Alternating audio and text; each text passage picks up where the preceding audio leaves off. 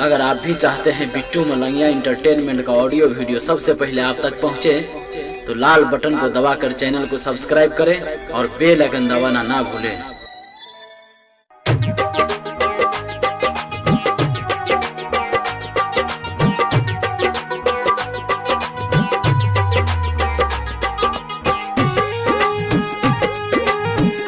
Presented by Bittu Malangia Entertainment.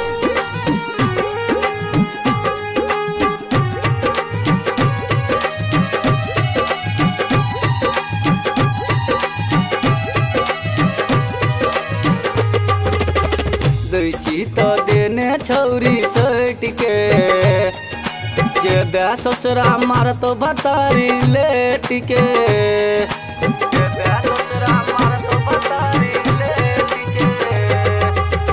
दैची तो देने छौरी सट के जे ससुरा मार तो भतारी लेट के गए लेट के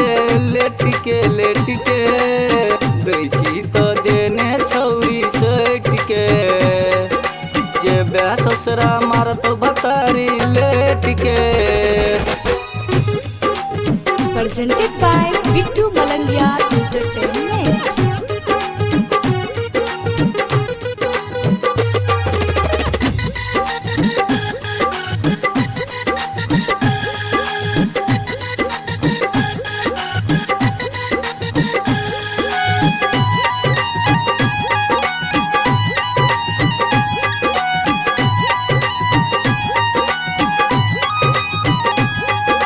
ससुरा वाला खेल गछौरी करने रहबी खेती में, दिक्कत नहीं है तो गतोरा भतरा के संग में।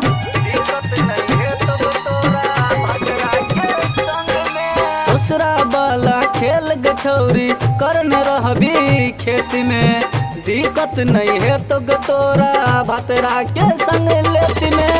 दैची तो देने छौरी सट के जे ससुरा मार तो भतारी लेट के। दैची तो देने छौरी सट के जे ससुरा मार तो भतारी लेट के।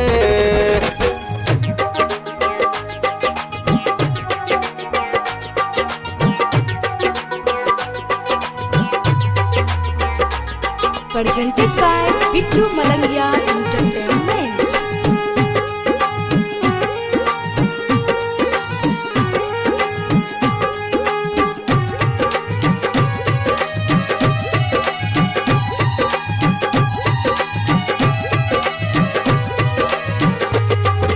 राइटर शिव जय संग रही तू सेट गे, ससुरा जाई से पहले गोरकी किया में केलही भेट गे।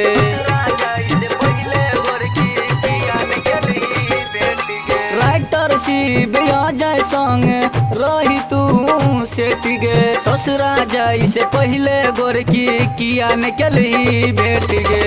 दैची तो देने छौरी सट के जे ससुरा मार तो भतारी लेट के।